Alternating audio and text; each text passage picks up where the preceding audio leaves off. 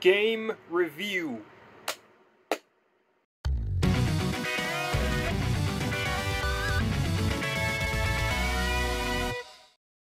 Last time I reviewed a game, I talked about Soul Calibur 6, my favorite game of 2018. This time, I'm going to be talking about Super Smash Bros. Ultimate, my new favorite game of 2018. Now, before we get into this, I'd just like to say that I don't have any actual means of recording this game, but I really wanted to talk about it, so I guess what I'm gonna have to do is resort to using screenshots and other people's footage, but I will be leaving links to the proper people below and giving credit where credit is due, so yeah. It's not gonna be the best review, but just bear with me. Anyhow, allow me to give you a very brief rundown of my history with Smash Bros. So, the first Smash Bros. Game I ever played was Super Smash Bros. Melee on the GameCube. I absolutely adored that game as a child and played it all the damn time. Fast forward to the Nintendo Wii era, Super Smash Bros. Brawl came out. It was a while before I was able to get the game, but I finally got it one day and sunk frickin' hours and hours into that game because there was so much to do in it. And then, that game stopped working, so I had to go back to playing Melee. Oh, and I also ended up, getting Smash Brothers, like the first one, on Virtual Console. So, and that was kind of fun, you know, good for what it was. I was just kind of curious to see how the series started. And then Smash 4 came out, and I was very interested in that one, but it was a good number of years before I actually got to play that one. Well, to actually get that one. I did get to play it at, you know, various people's houses, and my best friend had it on his 3DS, so I played the 3DS version. I even borrowed his 3DS sometimes, and he was cool with that. And then finally, like 2 years ago, I got a Wii U in 2017. Got Smash Bros. For Wii U eventually, got not all the DLC, but a good portion of the DLC. So I spent a lot of money on that game.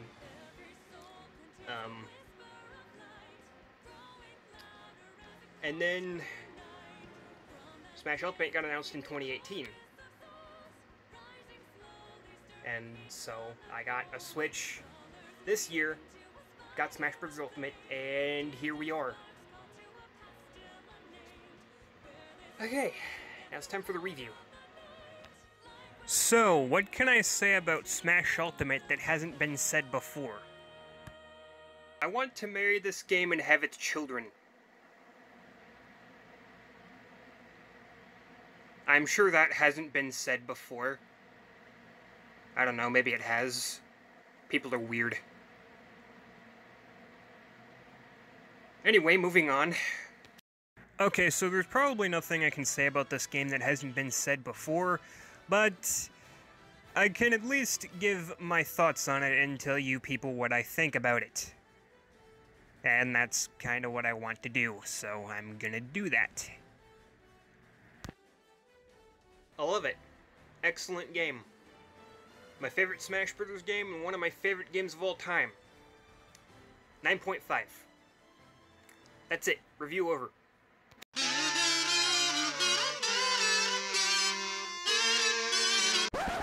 Okay, no. Only joking. I have a lot more to say about it than that. Okay, that wouldn't do the game justice at all. Believe me, so. Alright, let's get to it. So the announcement of this game was a pretty big deal. The Switch was already a massive success, what with decent third-party support, the best Zelda game ever made, the best Mario game ever made, a decent lineup of indie games, and the ability to play the system in your car or in your television, all this system really needed was its own Smash Bros. Game. Sure enough, a Switch version of Smash Bros. Was eventually announced, which caused people to go absolutely insane. So insane, in fact, they ended up in a mental ward. Okay, the last part was a joke, but you get my point.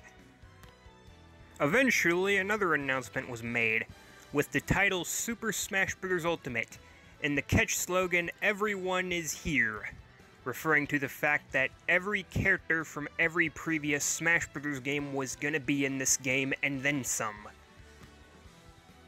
Holy shit.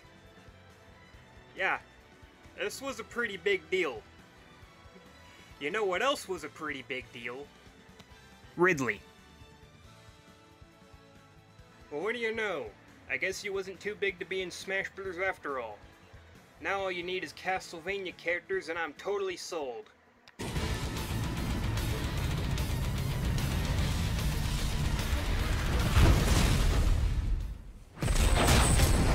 Be gone! You don't belong in this world, monster! That settles it. This is the best game ever created. Anyway, with over 70 fighters to choose from, not including DLC, this game has the biggest character roster ever seen in a Smash Bros. Game. This game's unlocking system is different from the other games in the fact that you start off with only the 8 characters available in the original Smash Bros. And work your way up from there. And with 70 characters overall, this can take a while. It took me like 2 or 3 days to unlock everyone, and I was playing for hours at a time. Now there's one of 3 ways you can unlock characters. Either through Versus Mode, Classic Mode, or Spirits Mode, this game's campaign. And Versus Mode is a little different from the other games. See, in other Smash Bros. Games, characters you unlocked depended on how many matches you've played. But in this game, that's not quite the case. I think they said it depends on how far you've ran, like how many miles you've accumulated running in the game, and it only applies... Well, actually, I don't know. I think it applies to all modes, but then playing a versus match after running a certain amount of miles unlocks a character. Kind of a weird mechanic. And then there's the way I unlocked everyone, which was Classic Mode. That was the easiest for me. And how that works is there's this dynamic where there's like a list of characters that a certain character can unlock, like the characters Mario can unlock, or the characters Link can unlock, or the characters Pikachu can unlock.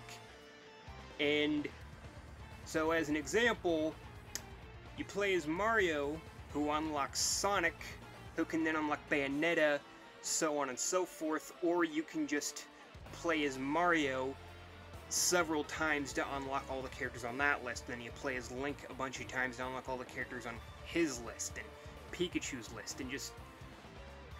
it works like that. And finally, there's Spirits Mode, where you'll slowly unlock characters as the campaign goes on until you reach the end. Of course, this is the slowest way to unlock characters because Spirits Mode is almost as long as your average RPG. In fact, it pretty much is an RPG. There's a world map, you can level up, get a bunch of different abilities. They put a lot into this game.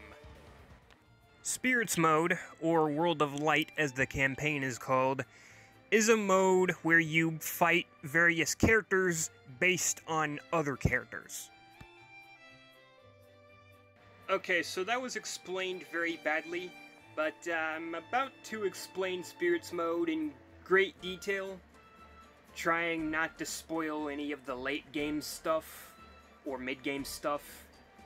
I'm just gonna try to explain it to the best of my ability without too many spoilers. So, bear with me. Again, just bear with me. The mode starts off with a cutscene of all the characters facing off against the main enemy, a light god by the name of Galeem. Galeem, like gleam, because light. Anyway, massive beams of light come out of nowhere, resulting in all of the characters literally dying. Well, except Kirby, because Sakurai.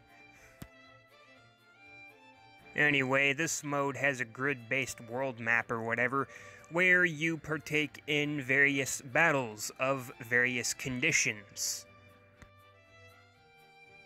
And these battle conditions can include lava floors, misty stages, poison stages, enemies that are slightly stronger than you, enemies that are slightly bigger than you, just all this different stuff.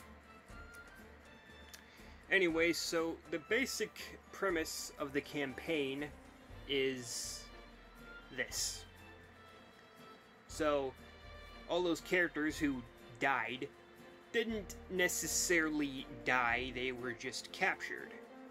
And clones were made out of them, which then got possessed by spirits. Spirits of characters from various video games who I can assume in this world were killed, became spirits, and then those spirits then went on to possess the clones of the captured fighters, or something like that. That's basically how I interpreted everything. Because, you know, it's not necessarily explain what happens, it's just shown. So, that's kinda how I interpreted that. You can also collect spirits from various video games, which is this game's equivalent of trophies from previous games. And in this mode, the spirits work for you the same way they work for the characters you're fighting against. So, if you've collected the right spirits with the right abilities, you can actually cancel out your opponent's abilities. So it's kind of a, like, rock, paper, scissors mechanic. In addition, you can also gain experience points and level up like you would in an RPG, so as long as you're good at micromanaging, you shouldn't have that hard of a time. Otherwise, it'll actually be quite difficult. But yeah, moving on. This game is very, very good with fan service, and if you're familiar with the source material, you're bound to get most, if not all, of the references. Spirits mode isn't the only mode where this applies. This also applies to classic mode. And this game probably has the best classic mode in the entire series. See, rather than each character having the same classic mode, like in the other games, they all have a different classic mode. And usually, it's based on the game that that character is from. For example, to represent Street Fighter, all of Ryu's stages are flat Final Destination type stages, and all the battles are stamina battles. And don't even get me started on the 3.0 update. Oh my god. Not only was Stage Builder added, which kinda should have been there to begin with, since, you know, it appeared in Brawl, and it was in the Wii U version to begin with, but okay, whatever. But they also added Joker from Persona 5 as a DLC character. My favorite JRPG ever gets representation in Smash Brothers. Oh my fucking god! Oh my god. I love you, Nintendo. I love you so much. I'm so happy I could dance. A river in a dry land, the last in a lost land, a heartbeat for demon,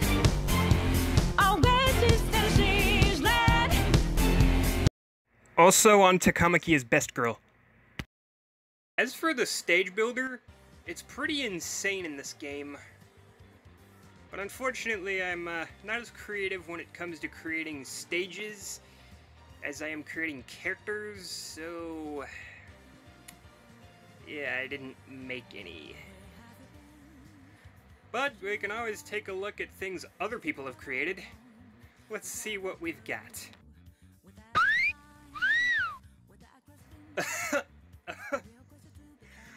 Okay. Oh, that is beautiful. That gets past. Oh, you were doing God's work, my friend. I heavily approve. I mean, shame on you. How could you? And in a kid's game? You sick fuck. But seriously, dad-ass though. But oh yes. Given the fact that Joker from Persona 5 is a character in this game now, I wonder how they handled the fan service.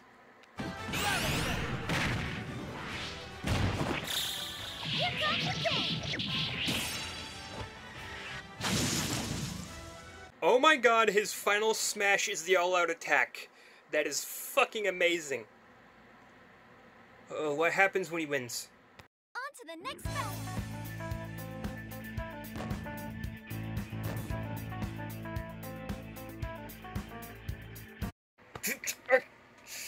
I don't think I can take it. Fan service overload. Oh god. Oh god, somebody call a doctor. It's serious. Oh, I don't think I can take it. Also, Piranha Plant is a thing. So, yeah. But so far, you may notice I've been singing this game's praises. Is there anything I didn't like about it, or was at least disappointed with? Yeah, a few things. For one, I really like the collectible trophies in previous games, and their absence here kinda upsets me. Sure, you can collect spirits now, which also represent various games the same way the trophies did, but it's not the same. You know, it's kind of like the stickers in Brawl, which wasn't really that big on those either, so yeah, it's kind of a disappointing aspect. I also miss some of the mini-games, like Home Run Contest and Break the Targets, but to be fair, Target Smash was kind of going downhill anyway. Anyway, I think I've said about all I need to say. I know this probably wasn't the best review, but I just wanted to get my thoughts out there. Yeah. I might do a follow-up review if I feel like I missed anything, and I might do a follow-up review anyway when all the DLC comes out, just to see, you know, like a sort of a then and now sort of thing. But yeah. I think I've said pretty much all I need to say, and I'm not too sure how to end this video, so here's a cat. I didn't ask for this.